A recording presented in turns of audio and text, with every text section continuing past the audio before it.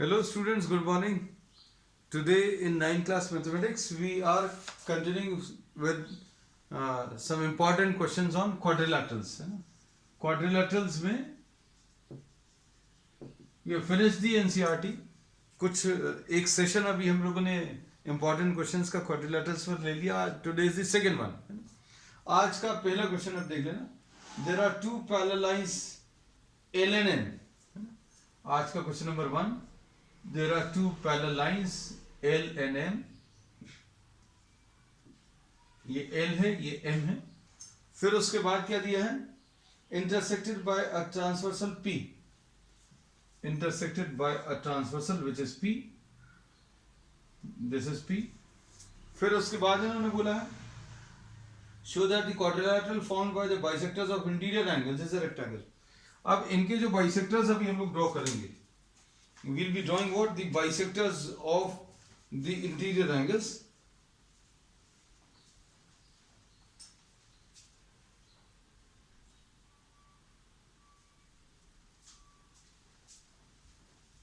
Bisectors of the interior angles जो form होंगे वो एक रेक्टेंगल फॉर्म करेंगे. ये शो करना है. ये एक बाइसेक्टर ड्रॉ किया है, ठीक. फिर एक ये बाइसेक्टर ड्रॉ किया है.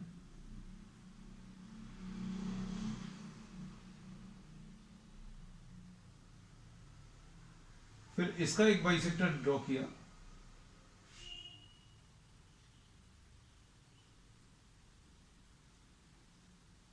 These are the bisectors which are drawn.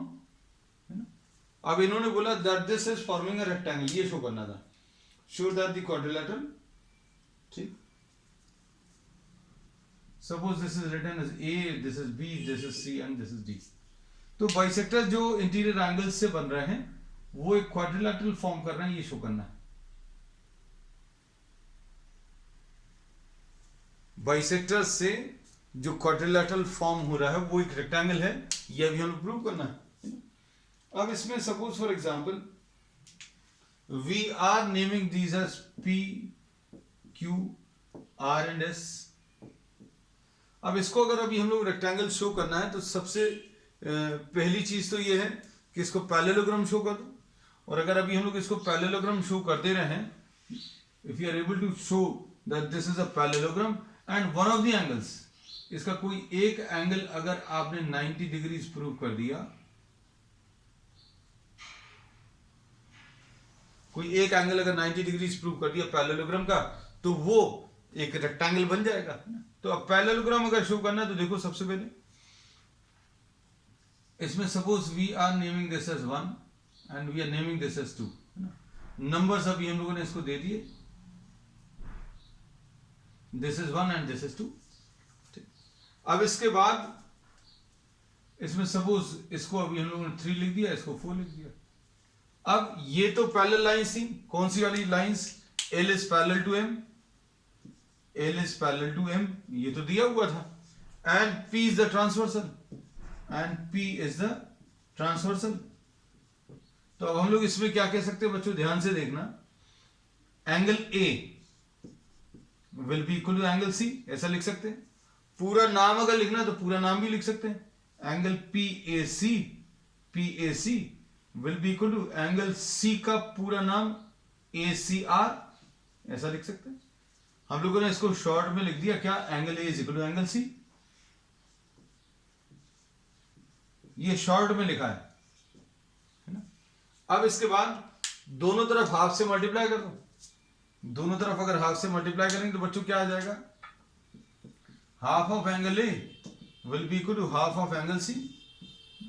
अब इसमें ये तो चीज अभी हम लोग मालूम है. AB is what? AB is angle bisector of angle A. पहली चीज ये मालूम है. और फिर CD is the bisector of angle C.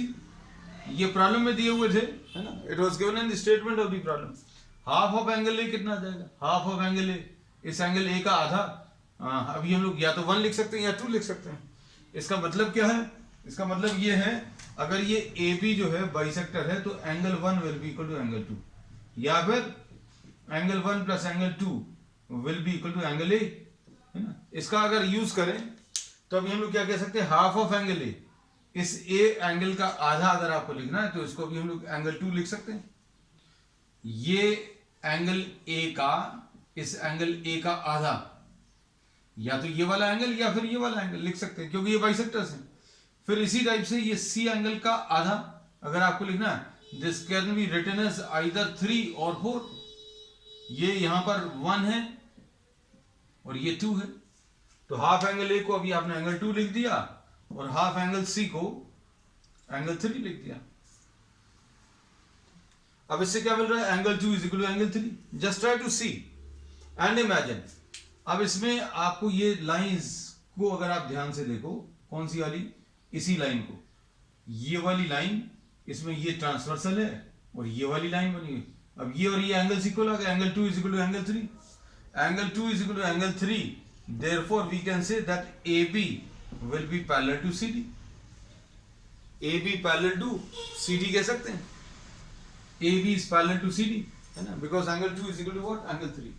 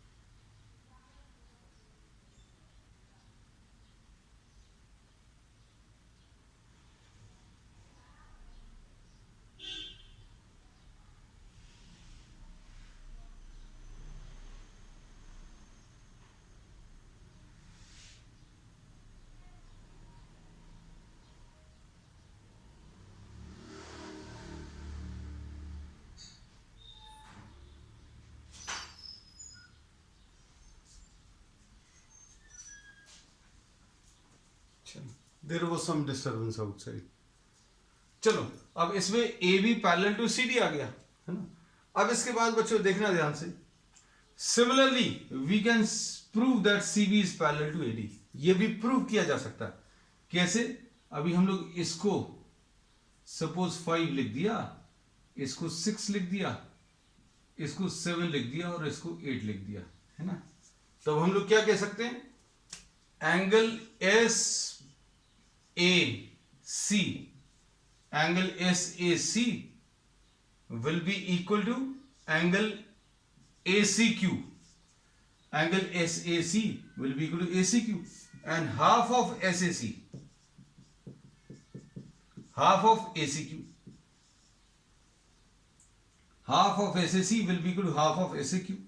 अब हाफ कितना आ जाएगा बच्चों इसमें, SAC का आधा, SAC का आधा, angle 7 will be equal to what, ACQ, ACQ का आधा विल बी एंगल 6, है ना।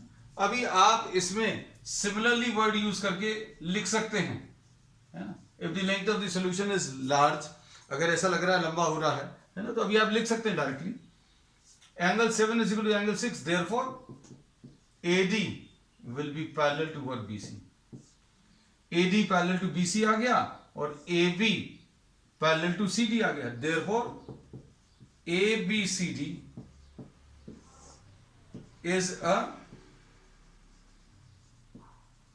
पैरेललोग्राम। ये पैरेललोग्राम हो गया। अब देखना अच्छे से, इसको रेक्टेंगल अगर शो करना है तो पैरेललोग्राम का कोई एक एंगल अगर आप 90 डिग्री प्रूव कर पाए तो अभी हम लोग काम बन जाएगा। कैसे, देखो ध्यान से, इसमें 1 + 2 + 7 + 8, ये सारे के सारे एंगल्स 1 + 2 + 7 + 8,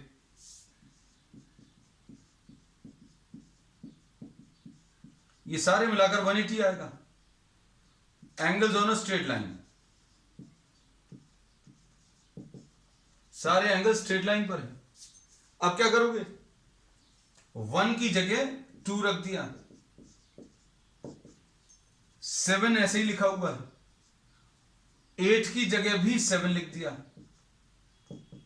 8 की जगह 7 लिख दिया क्योंकि 7 और 8 इक्वल है बच्चों, है ना, is equal to what 180 degrees. तो twice angle 2 is plus twice angle 7 will be equal to 180। अब इसके बेसिस पर क्या मिलेगा बच्चों रिजल्ट, ये देखो angle 2 plus angle 7 will be equal to 180 divided by 2, angle 2 plus angle 7 will be equal to 90। Angle 2 plus angle 7 जो है 90 आ गया, और अगर ये 90 आ गया मतलब अभी हम लोग क्या बोलेंगे, one of these angles will be equal to, therefore angle BAD is 90, therefore ABCD is a rectangle। तो अब इसमें दिया हुआ क्या था, अब हम बता दें, AB बाइसेक्टर है, CD भी बाइसेक्टर है, और इसमें CB इज ऑल्सो बाइसेक्टर, और कौन सा AD भी बाइसेक्टर है।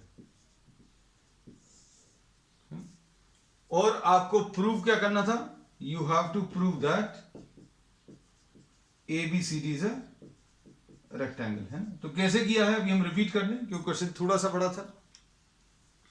अब इसमें ABCD को अगर आपको रेक्टेंगल शो करना है तो अभी हम लोग क्या करेंगे, ये बाइसेक्टर है, ये भी बाइसेक्टर है।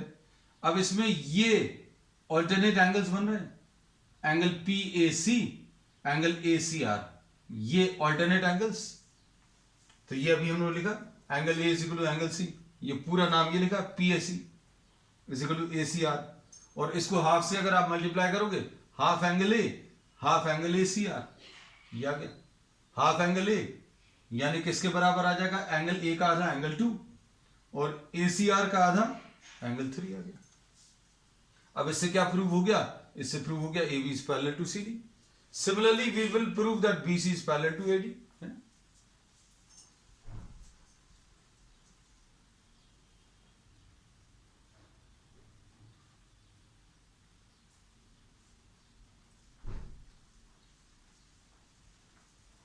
अब BC पैरेलल टू AD आ गया, AB पैरेलल टू CD आ गया, मतलब ABCD इज अ पैरेललोग्राम।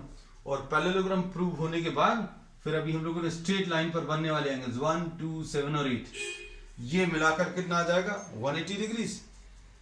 1 की जगह 2 लिख देंगे, 8 की जगह 7 लिख देंगे, है ना। तो ये ऐसा कुछ आ गया। So angle 2 plus angle 7, angle 2 plus angle 7 कितना आ गया 90 degree. So one of the angles of the parallelogram is 90, therefore this is a rectangle, है। चलो नेक्स्ट क्वेश्चन।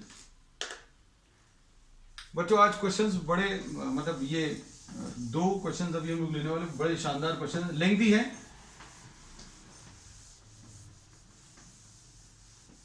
इसके बाद के क्वेश्चंस इजी हैं, ये और थोड़ा सा टफ है।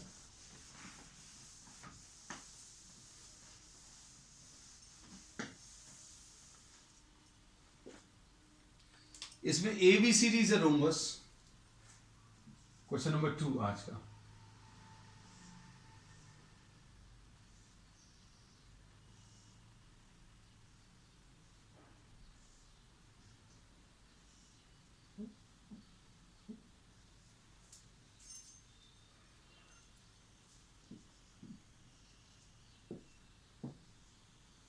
ABCD is a rhombus and AB is produced। ABCD बच्चों एक रोम्बस दिया है, ठीक है, ये याद रखना। फिर इसमें क्या किया है, AB is produced to E and F। AB को आपने E और F तक प्रोड्यूस किया,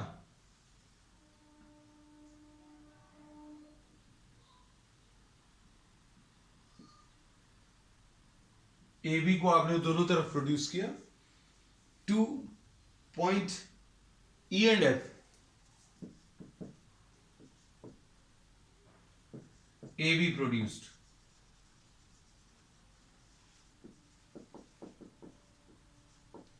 to E and F such that AE is equal to AB, ये तीनों इक्वल आ रहे हैं।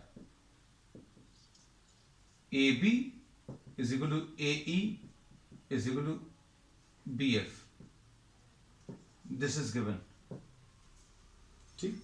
अब इसके बाद prove that ED and FC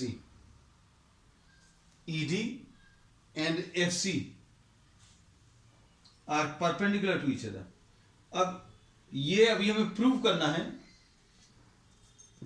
to prove that ED is perpendicular to FC. अब देखो ये देखने में तो नहीं समझ में आ रहा कि भाई ED और FC कहां पर इंटरसेक्ट कर रहे हैं, लेकिन जहां पर भी इंटरसेक्ट करेंगे, अच्छे सुनना, ये ED और FC जहां कहीं पर भी इंटरसेक्ट करेंगे बच्चों, ये एक दूसरे से 90 डिग्री का एंगल बनाएंगे.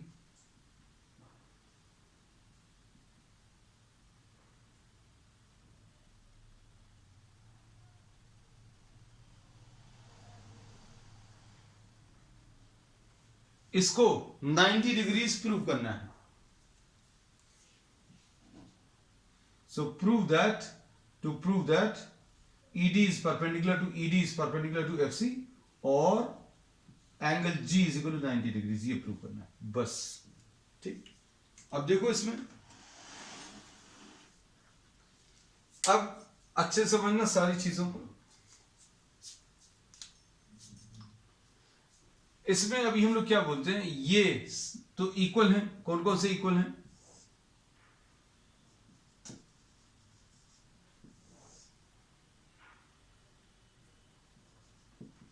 AE is equal to AB dr.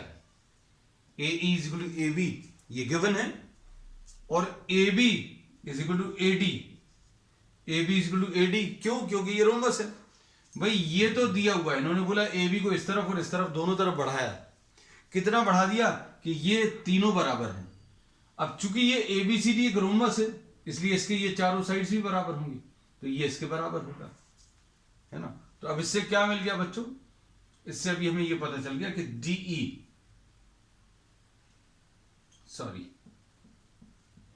DA will be equal to EA. ऐसा मिल गया. DA is equal to EA. अब इनको अभी हम लोग क्या कर रहे हैं, इसको एंगल 1 नाम दे दिया, इसको एंगल 2, ठीक है, इसको एंगल 3, इसको एंगल 4, ठीक है, इसको 5, इसको 6. अब देखो सारी चीजें. अब इसमें DA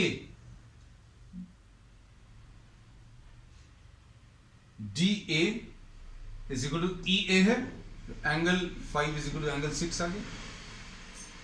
इसमें कोई दिक्कत नहीं होगी शायद, क्योंकि angles which are opposite to equal sides are also equal. अब देखना अच्छे से, ये एक्सटीरियर एंगल है इस वाले ट्रायंगल का, ये दिख रहा है. अगर अभी हम लोग इसको ड्रॉ करें अलग से, ये देखो, ये 4 है, ये 5 है, ये 6 है. तो 4 is what the exterior angle. So angle 4 will be equal to angle 5 plus angle 6. लिख सकते हैं, angle 4 will be equal to what, angle 5 plus angle 6. अब इसको कैसा लिखेंगे? एंगल 5 और एंगल 6 बराबर है, तो इसको एंगल 5 प्लस 6 की जगह 5, तो angle 4 is equal to twice angle 5. ठीक है, एंगल 4 के बारे में पता चल गया. अब सुनना अच्छे से. नेक्स्ट इसमें, नेक्स्ट अभी हम लोग ले रहे हैं कौन सा वाला, ट्रायंगल BCF ले रहे हैं.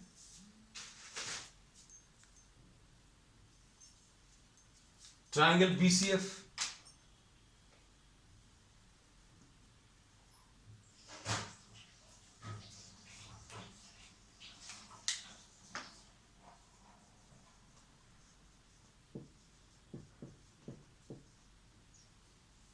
ट्रायंगल BCF देखो बच्चों, ट्रायंगल BCF में क्या बोल सकते हैं, बिल्कुल ऐसी, BF is equal to AB.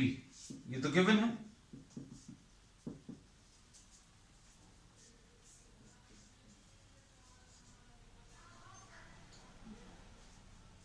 BF is equal to AB, लेकिन AB is equal to BC. B F is equal to A B का रीजन क्या है, ये दिया हुआ है, ये गिवन, और A B is equal to B C का रीजन क्या है, ये रोम्बस है। अब इसके बेसिस पर क्या बोल सकते हैं कि B F will be equal to B C. B F बच्चों बी सी के बराबर आ गया।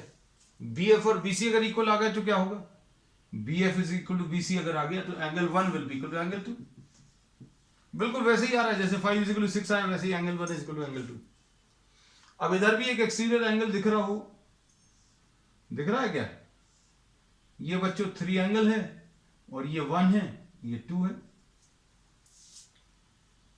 तो क्या बोलेंगे angle 3 will be equal to what, angle 1 plus angle 2, ऐसा कुछ आएगा। अब इसमें क्या करोगे, angle 3 will be equal to angle 1 की जगह, एंगल 1 की जगह एंगल 2 लिख दें प्लस एंगल 2, ये कितना आ जाएगा, angle 3 will be equal to twice angle 2। एक तो ये रिलेशन आ गया और एक ये रिलेशन आ गया। आप सुनना अच्छे से सारी बातों में, इसमें ए बी सी डी एक रोम्बस है, ए बी सी डी क्या है, एक रोम्बस है। अब ए बी सी डी अगर रोम्बस है तो इसमें ये 2 पैरेलल लाइंस होंगी और ये पैरेलल लाइंस हैं, 1 मिनट है बच्चों,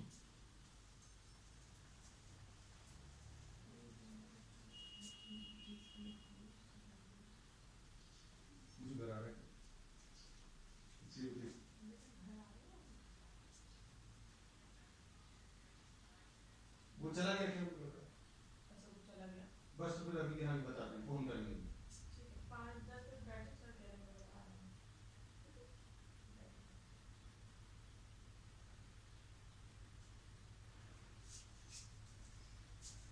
उससे कह देना जाते जाते 5 मिनट के अकाउंट में जमा कर देंगे, 5 मिनट की गिन मिल जाएगी।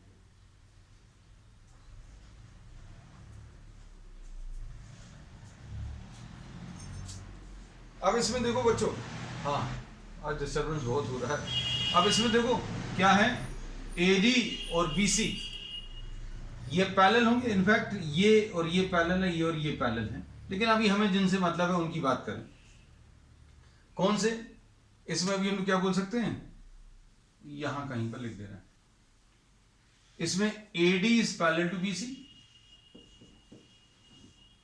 AD is parallel to BC, और ये इसका ट्रांसवर्सल है, angle 4 plus angle 3, angle 4 plus angle 3, ये इंटीरियर एंगल्स का एडिशन कितना आ जाएगा बच्चों, 180, क्योंकि 2 पैरेलल लाइंस अगर हैं और ये ट्रांसवर्सल है तो ये इंटीरियर एंगल्स का सम 180 होता है, तो ये प्रॉपर्टी है। और 4 की जगह क्या लिख लें,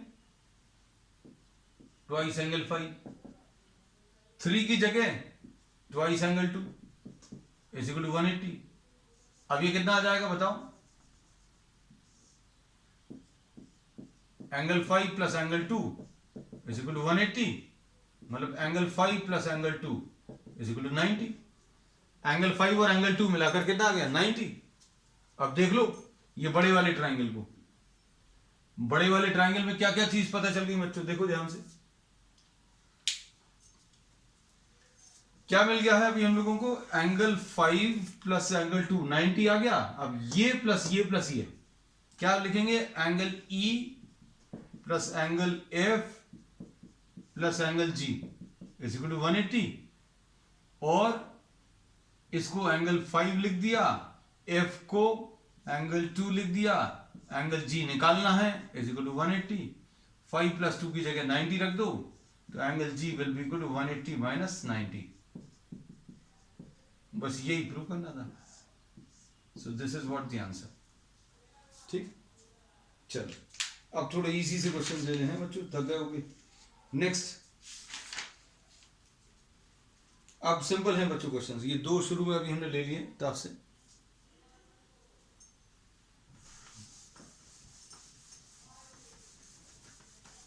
क्वेश्चंस की प्रैक्टिस जरूर करना बच्चों, है ना, क्योंकि जब तक आप खुद नहीं करेंगे तब तक नहीं बनेंगे। इन क्वेश्चंस को एक बार देखकर फिर खुद करने की कोशिश करिए, and if you are not able to do it then see it once again. 1.5 speed पर सेकेंड टाइम जब भी आप देखते हैं, you can just view the video at 1.5 speed. ABCD is a parallelogram.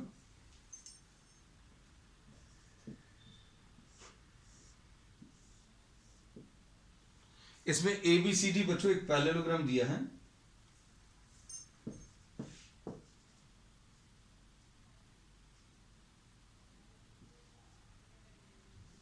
थोड़ा सा छोटा कर लें parallelogram.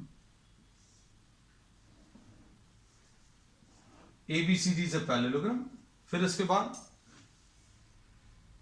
AB is produced to E। ये सारे के सारे जो है प्रोड्यूस करने वाले हैं। AB is produced to E। आज जितने भी प्रॉब्लम्स लिए हैं ना सारे के सारे ऐसे ही थे। AB is produced to E such that BE is equal to AB। ठीक है, BE is equal to AB ये दिया हुआ है। अब prove that ED bisects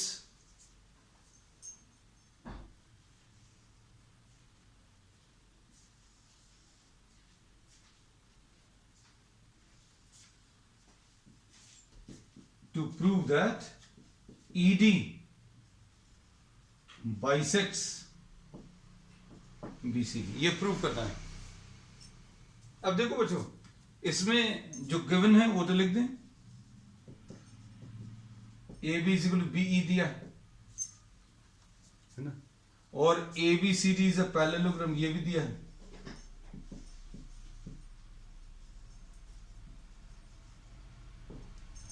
ABCD parallelogram. फिर अब इसमें क्या प्रूव करना है बच्चों? Prove that ED bisects। अच्छा अब देखना ध्यान से। सपोज इसको अभी हम लोग D तो नहीं लिख रहा है, F लिख दे रहे हैं इसको। अब इसमें आपको ये जो प्रूव करना है ED bisects BC, अगर प्रूव करना है ED अगर इसको बाइसेक्ट कर रहा है मतलब आपको प्रूव करना BF is equal to FC। BF is equal to FC अगर प्रूव करना है तो इसके लिए अभी आप ये वाला ट्रायंगल ले लो, एक ये वाला, ठीक, और दूसरा ये वाला, ये दो ट्रायंगल्स ले लो। इन दो ट्रायंगल्स में बच्चों कौन कौन से एंगल्स इक्वल कह सकते हैं? ये अभी हम लोग बोलेंगे ये ऑल्टरनेट एंगल्स हो गए, ये वाले, ठीक। फिर इसके बाद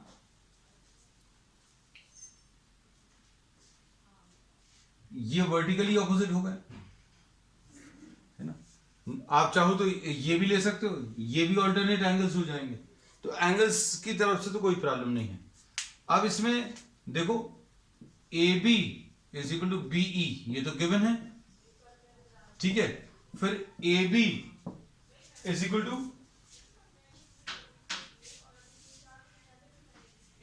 AB is equal to DC because these are opposite sides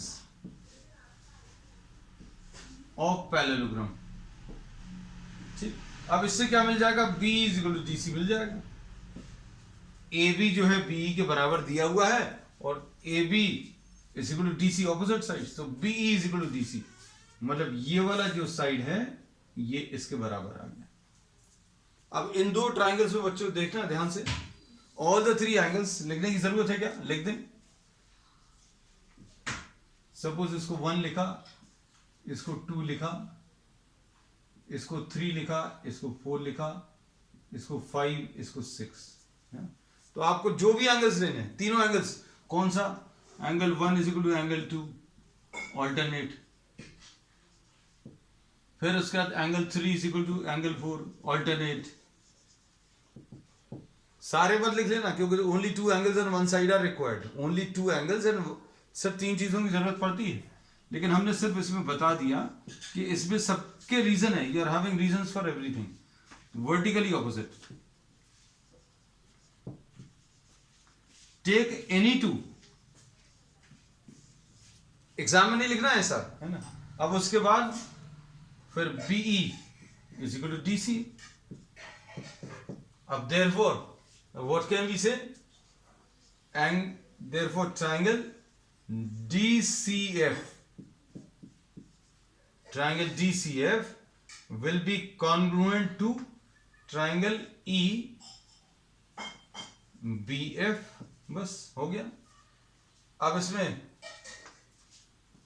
FC will be equal to BF, CF will be equal to BF, CPCT, यही प्रूव करना था, है ना। तो अब हमने बोला था प्रॉब्लम जो है आगे के इजी हैं। नेक्स्ट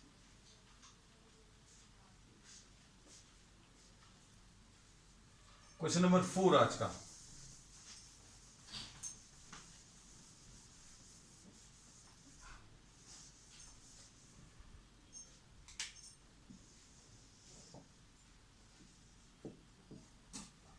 क्वेश्चन नंबर 4 देखो, ABCD is a trapezium.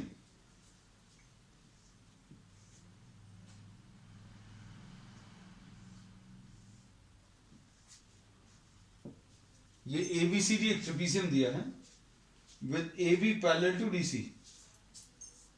ये बड़ा अच्छा क्वेश्चन है, बड़ा सिंपल सा। ABCD is a trapezium, ABCD is a trapezium, ठीक। उसके बाद क्या दिया है, इन विच AB is parallel to DC, ठीक है। M and N are the midpoints of AD and BC। M और N बच्चों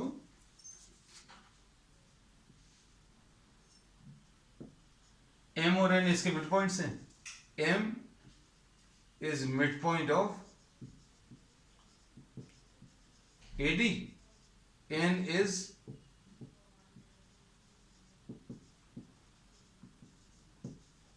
of BC। उसके बाद क्या AB की वैल्यू 12 दिया है,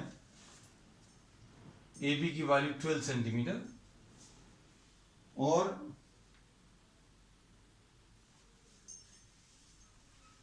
MN की वैल्यू 14 है।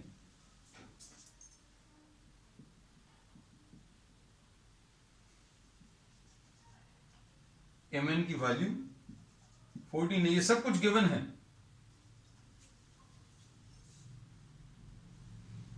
आपको क्या CD निकालना है, कुछ सोच पा रहे हैं इसमें क्या करना है?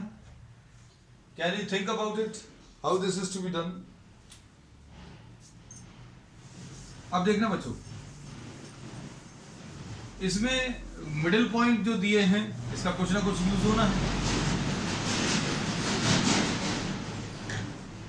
प्रॉब्लम में ये क्या दिया, M is the middle point of AD, ये दिया।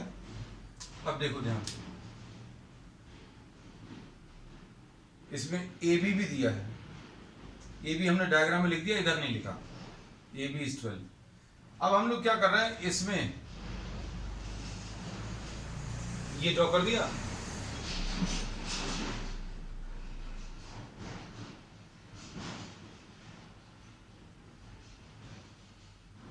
MN,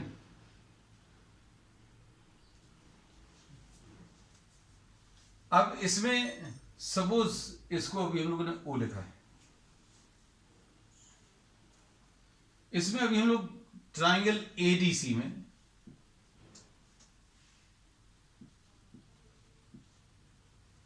ट्राइंगल ADC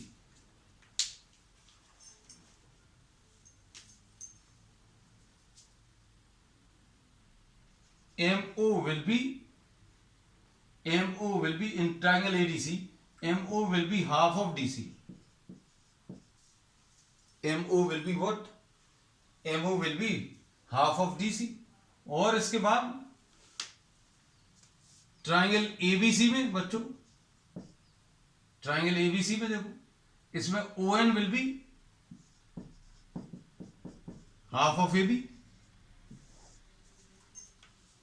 इस वाले ट्राइंगल में ON will be what, half of AB। अब इन दोनों को अगर आप ऐड कर दो तो MO plus ON will be half of DC plus AB। अब देखो ध्यान से, MO plus ON को क्या लिख देंगे, MN will be half of DC plus AB। अब इसमें देखो डेटा क्या क्या दिया हुआ है, MN दिया हुआ है, MN की वैल्यू 14 है, half of DC plus AB, DC plus AB कितना बच्चों 12, तो ये कितना आ जाएगा 28 is equal to DC plus 12। तो DC की वैल्यू बच्चों इससे कितनी 16 आ जाएगी। ठीक है, तो बच्चों आज के लिए इतना ही। We will continue with some more problems on the next one. That's all for today.